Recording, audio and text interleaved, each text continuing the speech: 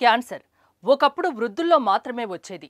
కానీ నేడు మారుతున్న జీవనశైలి కారణంగా చిన్న పెద్ద అనే తేడా లేకుండా అందర్నీ చుట్టుముడుతోంది. ఈ మధ్య కాలంలో యువకుల్లో కూడా ఈ వ్యాధి వస్తోంది. ఇటీవల Brigham and women's hospital, Harvard university నివేదిక ప్రకారం 50 ఏళ్లలోపు వారికి క్యాన్సర్ ముప్పు ఎక్కువగా పెరుగుతోందని తెలిపింది.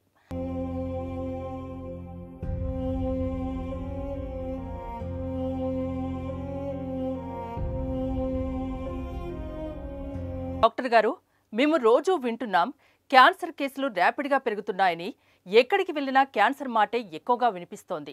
నిజంగా ఈ క్యాన్సర్ ఇంత ర్యాపిడ్గా ఎందుకు పెరిగిపోతోంది? అసలు ఈ క్యాన్సర్ పెరగడానికి గల కారణాలేంటి? మీరు అనేది చాలా కరెక్ట్ అండి. క్యాన్సర్ ఇన్సిడెన్స్ చాలా ర్యాపిడ్గా పెరిగిపోతుంది. భారతదేశంలోనే కాదు, ప్రపంచం అంతా పెరిగిపోతుంది. భారతదేశంలో అఫీషియల్ స్టాటిస్టిక్స్ ప్రకారం, అంటే Indian council for medical research New Delhi వారి స్టాటిస్టిక్స్ ప్రకారం 2022లో మోర్ దాన్ 15 lakh కొత్త క్యాన్సర్ కేసెస్ భారతదేశంలో డయాగ్నోస్ చేయబడ్డాయి.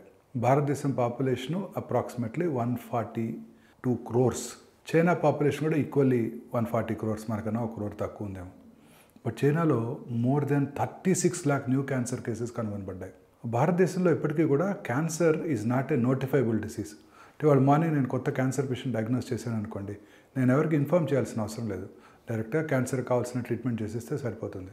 అదే ఉదాహరణ కరోనా కేసు చూశాను అనుకోండి, పొరపాటున పొద్దున్నే వెంటనే మున్సిపల్ అథారిటీస్కి, హెల్త్ అథారిటీస్కి వెబ్లో అదే అప్లోడ్ చేయాల్సి ఉంటుంది. So corona is a notifiable disease. అలా క్యాన్సర్ని కూడా మనం నోటిఫైబుల్ డిసీజ్ కనుక చేసినట్టయితే మన డాక్టర్లు, సైంటిస్టులు అందరూ కూడా క్యాన్సర్ ఇన్సిడెన్స్ భారతదేశంలో 15 లక్షలకి డబుల్ ఉంటుందని అనుకుంటున్నారు. చాలా చోట్ల it is going unnoticed, unrecorded వెళ్ళిపోతున్నాయి. అన్ని చోట్ల డయాగ్నోస్ అవుతుంది, ట్రీట్మెంట్ అయిపోతుంది. పాపులేషన్ బేస్డ్ రిజిస్ట్రీలు కొన్ని మెట్రోపాలిటన్ సిటీస్లో తప్ప, ఇంక్లూడింగ్ మన హైదరాబాద్ సిటీలో కూడా లేదు. అందువల్ల క్యాన్సర్ ఇన్సిడెన్స్ కరెక్ట్గా చెప్పలేము. బట్ క్యాన్సర్ ఇన్సిడెన్స్ అంటే సంవత్సరానికి వచ్చే కొత్త క్యాన్సర్ కేసెస్ రోజు రోజుకి పెరిగిపోతున్నాయి. అన్నిటికన్నా క్యాన్సర్ ఇన్సిడెన్స్ ఈ breast cancer, gastro intestinal track అంటే అన్నవాహిక, జీర్ణాశయము, ఆ తర్వాత ఇంటెస్టైన్స్, చిన్న పేగులు, పెద్ద పేగులు, లివరు, ప్యాంక్రాస్ ఇవన్నీ కూడా గ్యాస్ట్రో ఇంటెస్టైనల్ ట్రాక్ కింద పరిగణించాల్సి ఉంటుంది. సో ఈ జిఐ ట్రాక్ట్ క్యాన్సర్లు అలాగే బ్రెస్ట్ క్యాన్సర్స్ చాలా ర్యాపిడ్గా పెరుగుతున్నాయి. జిఐ ట్రాక్ట్ క్యాన్సర్స్ ఒక 2,50,000 ఉన్నట్టయితే బ్రెస్ట్ క్యాన్సర్స్ 2,24,000 బ్రెస్ట్ క్యాన్సర్స్ భారతదేశంలో డయాగ్నోస్ అవుతున్నాయి 2022 స్టాటిస్టిక్స్ ప్రకారం. అంటే ప్రతి 4 నిమిషాలకి ఒక స్త్రీ బ్రెస్ట్ క్యాన్సర్ డయాగ్నోస్ చేయబడుతున్నారు. ప్రతి 6 నిమిషాలకి ఒక స్త్రీ గర్భసంచి ముఖద్వార క్యాన్సర్ వలన ప్రాణం కోల్పోతున్నారు. సో ఈ 2 క్యాన్సర్లే సింహభాగం ఆక్యుపై చేస్తున్నాయి. సో ఇలా క్యాన్సర్ ఇన్సిడెన్స్ ర్యాపిడ్గా పెరిగిపోతుంది. అందువల్ల ఈ క్యాన్సర్ని రాకుండా చేసుకోవడానికి మనం గవర్నమెంట్ కూడా ప్రయత్నాలు చేయాల్సి ఉంటుంది. డాక్టర్ గారు, క్యాన్సర్ ర్యాపిడ్గా పెరిగిపోతుందని మీరే చెప్తున్నారు కదా. అయితే WHO సర్వే ప్రకారం అత్యధిక మరణాలు ఈ క్యాన్సర్తోనే సంభవిస్తున్నాయని మనకు తెలుస్తోంది. ఇలా ఎందుకు అవుతుంది అసలు? క్యాన్సర్ రావడానికి అనేక రకాలైన కారణాలు ఉన్నాయి. అందులో మోస్ట్ ఇంపార్టెంట్ 2 జెనెటిక్ ఫ్యాక్టర్స్, అంటే జన్యుపరమైన కారణాలు. రెండోది ఎన్విరాన్మెంటల్ ఫ్యాక్టర్స్, అంటే మన చుట్టూ ఉన్న మన ఎన్విరాన్మెంట్లో ఉండే ఫ్యాక్టర్స్. సో ఇందులో జన్యుపరమైన కారణాలని పూర్తిగా సైంటిస్ట్ కూడా అనలైజ్ చేయలేకపోయారు. అంటే ఎటువంటి హిస్టరీ లేనటువంటి, స్మోకింగ్ హిస్టరీ లేనటువంటి 12 ఏళ్ళ ఆడపిల్లకి కూడా లంగ్ క్యాన్సర్ చూస్తున్నాము. ఒక 80 సంవత్సరాలు స్మోక్ చేసిన వాళ్ళకి హ్యాపీగా బ్రతికేస్తున్నారు. సో ఈ 2 కూడా ఇంపార్టెంటే. జన్యుపరమైన కారణాలు ప్రబలంగా ఉన్నట్టయితే ఎన్విరాన్మెంటల్ ఫ్యాక్టర్స్ మనం డిస్కస్ చేయబోతున్నాం. ఏమీ లేకపోయినప్పటికీ కూడా 12 ఏళ్ళ ఆడపిల్ల కూడా లంగ్ క్యాన్సర్ రావచ్చు. జన్యుపరమైన కారణాలు ప్రబలంగా ఉన్నట్టయితే ఇలా వస్తుంది. జన్యుపరమైన కారణాలు అసలు ఏమీ లేకపోతే స్మోక్ చేసినా క్యాన్సర్ రాకపోవచ్చు. సో ఈ రెండింటి యొక్క కలిస్తే కనుక క్యాన్సర్ వచ్చే అవకాశాలు ఎక్కువ అవుతాయి. అన్ని రకాల జన్యుపరమైన కారణాలు, జెనెటిక్ ఫ్యాక్టర్స్ని సైంటిస్ట్ ఐడెంటిఫై చేయలేకపోయారు ఇంతవరకు. కొన్ని మనకి డెఫినెట్గా తెలుసు.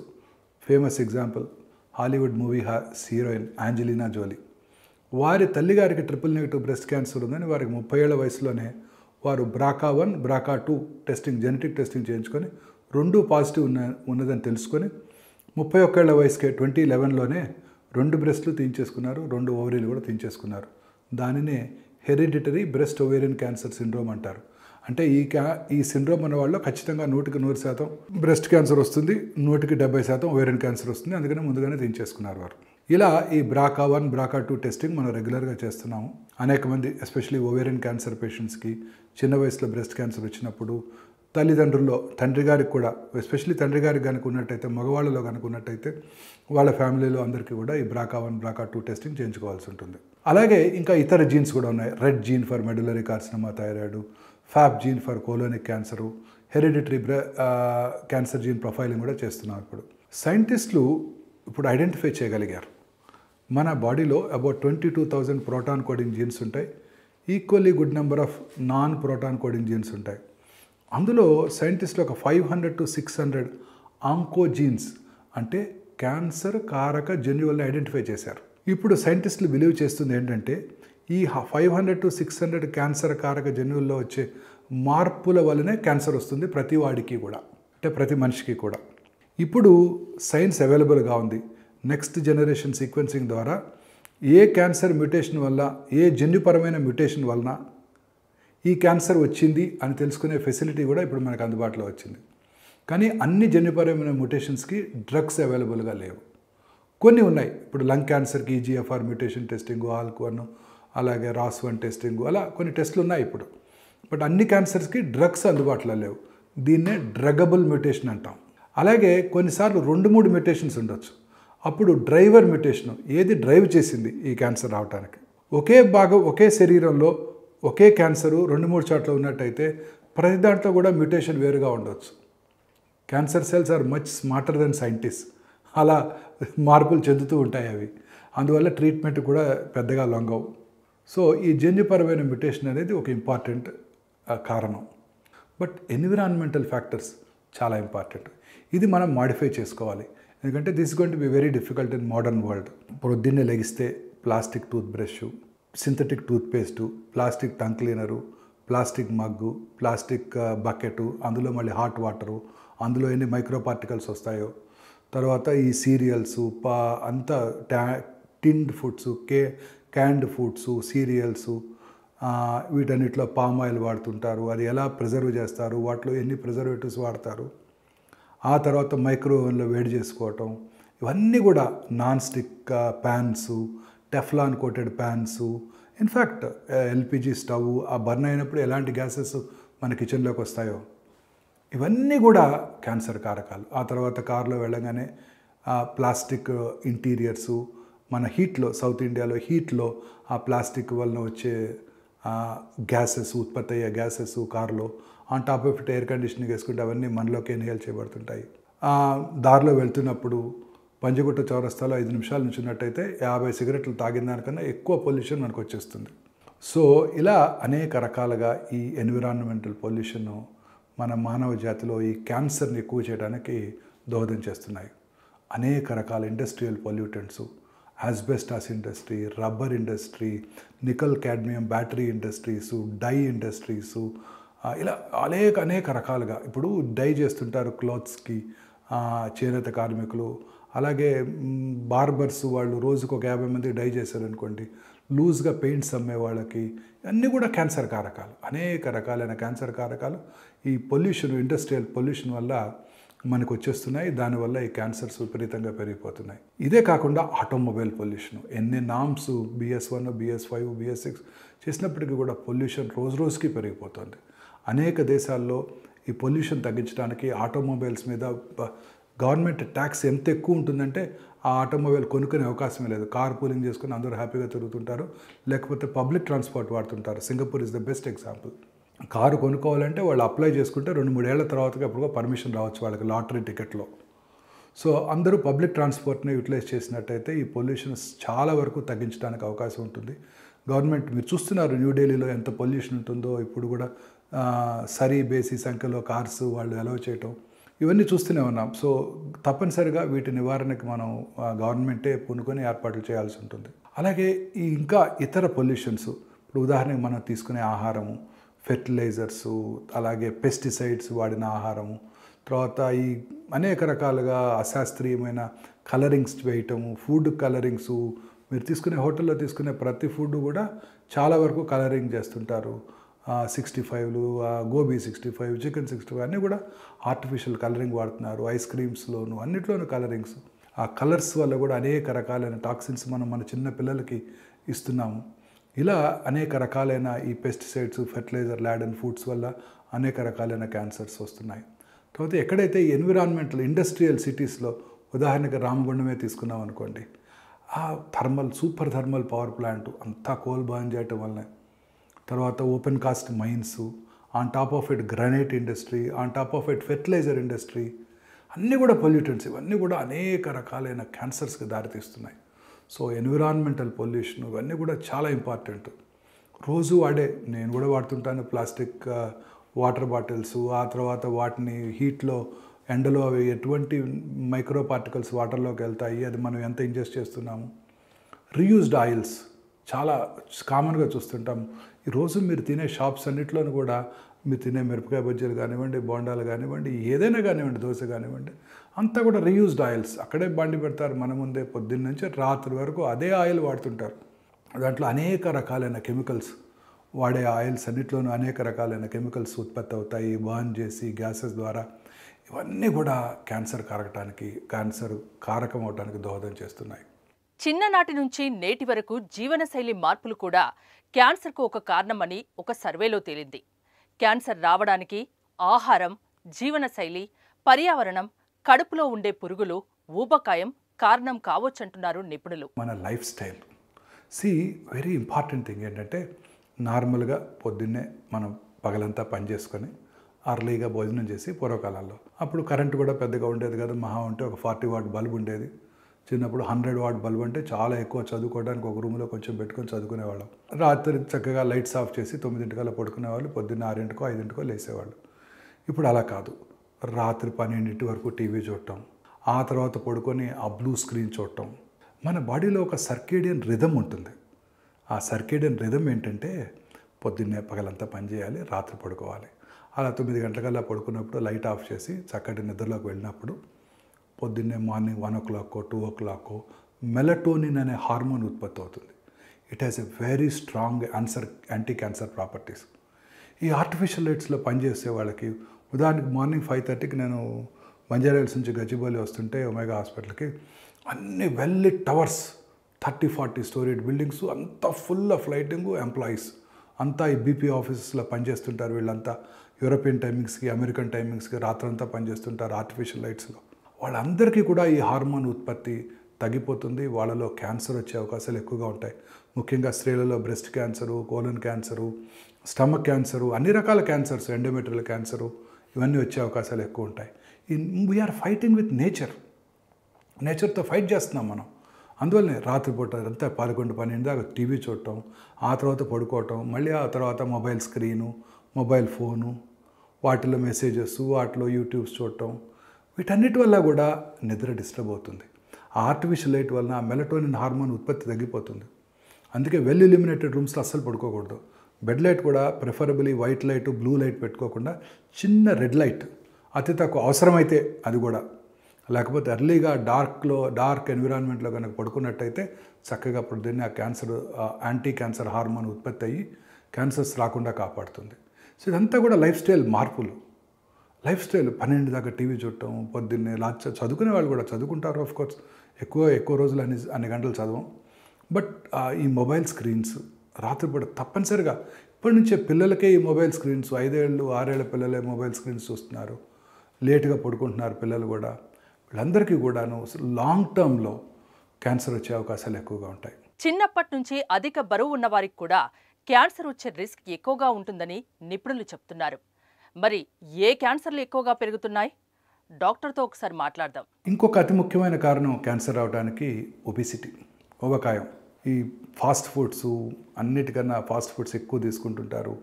ఈ ఫాస్ట్ ఫుడ్స్ అన్నిట్లో కూడా హై ఫ్యాట్స్ ఎక్కువ ఉంటాయి, వాటిలో కూడా సాచురేటెడ్ ఫ్యాట్స్ ఎక్కువగా ఉంటాయి.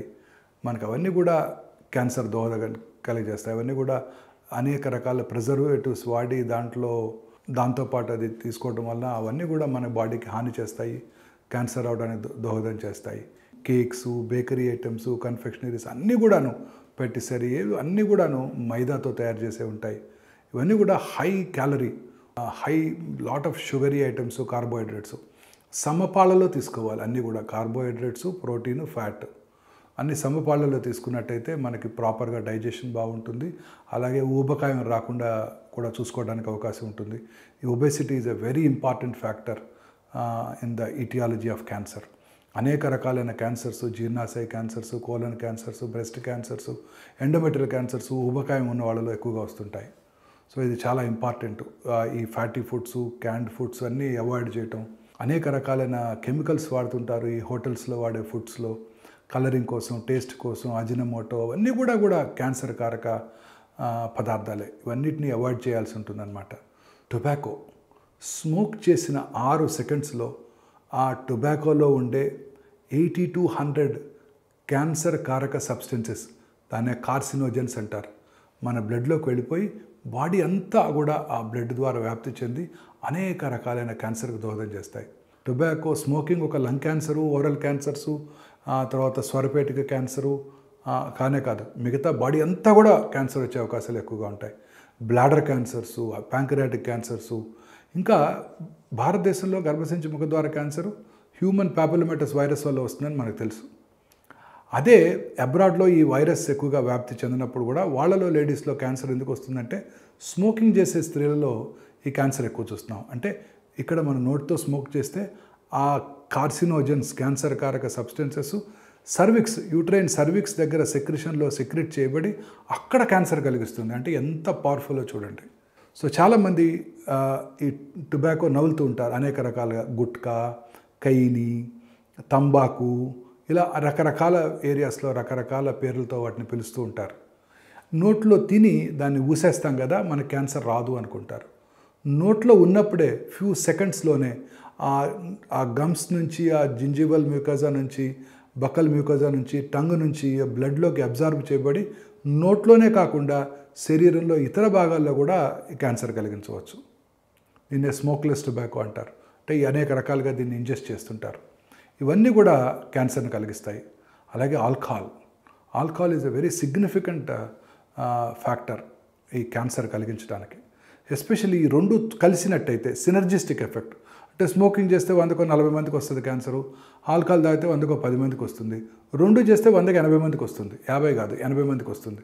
సినర్జిస్టిక్ ఎఫెక్ట్ ఉంది. అంటే రెండు కలిసి ఇంకా potent etiological factor for cancer causation అనమాట. ఇది చాలా ఇంపార్టెంట్. దొరలు వాటిలన్నిటికీ దూరంగా ఉండటం, అనేక రకాలైన క్యాన్సర్స్ ఈ టొబాకో స్మోకింగ్, ఆల్కహాల్ వలన చూస్తున్నాము. వీటికి దూరంగా ఉన్నట్టయితే భారతదేశంలో ఎస్పెషల్లీ సౌత్ ఇండియాలో టొబాకో కనుక బ్యాన్ చేసినట్టయితే పార్లమెంట్ యాక్ట్ ప్రకారం ఇవాళ సౌత్ ఇండియాలో పురుషుల్లో వచ్చే 40% క్యాన్సర్స్ని మనం పూర్తిగా నివారించవచ్చు. క్యాన్సర్ రాకుండా చేసుకోవాలంటే ప్రస్తుతం వ్యాక్సిన్లు అందుబాటులోకి వచ్చాయి. ఈ వ్యాక్సిన్లు పెళ్లికి ముందు తీసుకుంటే మంచిది. వీటితో పాటు క్యాన్సర్ స్క్రీనింగ్ పరీక్షలు కూడా ఎంతో ముఖ్యం. భారతదేశంలో అత్యధికంగా కనబడే క్యాన్సర్ సర్వైకల్ క్యాన్సర్, గర్భసంచి ముఖద్వార క్యాన్సర్. దీనికి ఇంపార్టెంట్ కాజు హ్యూమన్ పాపిలోమేటస్ వైరస్. ఈ హెచ్పివి వైరస్ ఎక్కువగా వ్యాప్తి చెందుతుంది. దక్షిణ భారతదేశంలోనే ఎక్కువ, తీర ప్రాంత ప్రజలు ఎక్కువ ఎందుకు చూస్తున్నామంటే హ్యూమిడ్ ఎన్విరాన్మెంట్, అంటే తేమ కలిగిన వాతావరణంలో ఈ వైరస్ ఎక్కువగా వ్యాప్తి చెందుతుంది. ముఖ్యంగా సోషల్లీ, ఎకనామికల్లీ బ్యాక్వర్డ్ పీపుల్లో పరిశుభ్రత, హైజీన్ పాటించినప్పుడు అక్కడ ఈ పీరియడ్స్ టైంలో అక్కడ ఇన్ఫెక్షన్స్ ఎక్కువైపోయి అది క్యాన్సర్కి దోహదం చేస్తుంటాయి అన్నమాట. అదే రిచ్ పీపుల్లో ఈ క్యాన్సర్ మనం చూడం, గర్భసంచి ముఖద్వార క్యాన్సర్. వాళ్ళలో ఎండోమెట్రియల్ క్యాన్సర్, అంటే బాడీ ఆఫ్ యూట్రస్ క్యాన్సర్ ఎక్కువగా చూస్తుంటాం. సో ఈ గర్భసంచి ముఖద్వార క్యాన్సర్ రావడానికి ముఖ్య కారణము ఈ హ్యూమన్ పాపిలోమేటస్ వైరల్ ఇన్ఫెక్షన్. ఈ వైరల్ ఇన్ఫెక్షన్ కనుక మనం ప్రివెంట్ చేసినట్టయితే, అంటే మన ఆడపిల్లలందరికీ 10 ఏళ్ళు వచ్చినప్పుడు, అంటే వైరస్ రాకముందే ఈ వ్యాక్సిన్ కనుక ఇచ్చినట్టయితే, 3 డోసుల వ్యాక్సిన్ కనుక ఇచ్చినట్టయితే, మనం మసూచిని, పోలియోని ఎట్లా రూపుమాపామో, ఎట్లా దాన్ని రాకుండా చేసామో, ఇట్లా సర్వైకల్ క్యాన్సర్ని కూడా మనం రాకుండా చేసుకోవచ్చు. ఈ సర్వైకల్ క్యాన్సర్ వైరస్, అదే పాపిలోమేటస్ వైరస్, అది ఎలా ఉంటుందంటే అది సర్వైకల్ ఎపిథీలియంలోకి వెళ్ళి ఆ సెల్ లోపల ఉంటుంది. సెల్ లోపల ఉన్నట్టయితే ఏమవుతుంది, మన బాడీ డిఫెన్స్ మెకానిజమ్స్ దాన్ని గుర్తించలేవు. అందుకని యాంటీబాడీస్ తయారవ్వవు. దానికి యాంటీబాడీస్ తయారవునప్పుడు రిపీటెడ్ ఇన్ఫెక్షన్స్ వస్తాయి. ఉదాహరణ కరోనా వచ్చిందనుకోండి, మనకు వెంటనే కరోనాకి యాంటీబాడీస్ తయారవుతుంది. సెకండ్ టైం కరోనా వచ్చినట్టయితే మనం దాన్ని చక్కగా ఎదుర్కోగలం. మరి హ్యూమన్ పాపిలోమేటస్ వైరస్ ఇంట్రాసెల్యులర్గా ఉండటం వల్ల మన బాడీ డిఫెన్స్ మెకానిజమ్స్, మన వైట్ సెల్స్ దాన్ని గుర్తించలేవు, అందువల్ల దానికి యాంటీబాడీస్ తయారవ్వవు. వేరేజ్ వ్యాక్సిన్ కనుక ఇచ్చినట్టయితే యాంటీబాడీస్ తయారవుతాయి. మన ఆడపిల్లలందరికీ 10 ఏళ్ళు రాగానే సెల్ ఫోన్ గిఫ్ట్ ఇచ్చే బదులు ఈ వ్యాక్సిన్ అంతకన్నా తక్కువ ఖరీదులో వచ్చే వ్యాక్సిన్ కనుక గిఫ్ట్ చేసినట్టయితే మనము ఖచ్చితంగా ఈ క్యాన్సర్ రాకుండా చేసుకోవచ్చు. ఈ ఇయర్ బడ్జెట్లోనే ఈ సర్వైకల్ క్యాన్సర్ వ్యాక్సిన్ కూడా యూనివర్సల్ ఇమ్యునైజేషన్ ప్రోగ్రాంలో ఇంక్లూడ్ చేసి మన భారతదేశంలో పుట్టిన ప్రతి ఆడపిల్లకి ఈ వ్యాక్సిన్ ఇచ్చే పథకాన్ని ప్రవేశపెట్టబోతున్నారని మన ఫైనాన్స్ మినిస్టర్ గారు చెప్పారు. దీనివల్ల ఖచ్చితంగా ఈ సర్వైకల్ క్యాన్సర్ వలన మోర్టాలిటీని మనం పూర్తిగా తగ్గించగలుగుతాము. రెగ్యులర్గా ఫ్రెష్ ఫ్రూట్స్ ఎక్కువగా తీసుకుంటూ, వెజిటబుల్స్ ఎస్పెషల్లీ గ్రీన్స్ ఎక్కువగా తీసుకుంటూ, రెడ్ మీట్ అనేది చాలా తక్కువగా తీసుకుంటూ, తర్వాత దురలవాట్లకి దూరంగా ఉంటూ, టొబాకో స్మోకింగు, ఆల్కహాల్ వీటికి దూరంగా ఉండటం, ఇవన్నీ కూడా రెగ్యులర్గా ఎక్సర్సైజ్ చేస్తూ లీన్ బాడీ మాస్ మెయింటైన్ చేసినట్టయితే క్యాన్సర్ కూడా దూరంగా ఉండడానికి అవకాశం ఉంటుంది.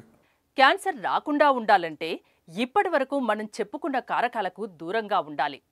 వీలైనంత వరకు మనం ప్లాస్టిక్ని అవాయిడ్ చేయాలి.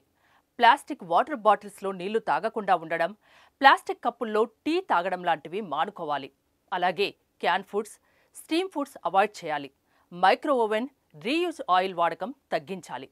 ఈ జాగ్రత్తలు తీసుకుంటే క్యాన్సర్ వ్యాప్తికి చెక్ పెట్టవచ్చు.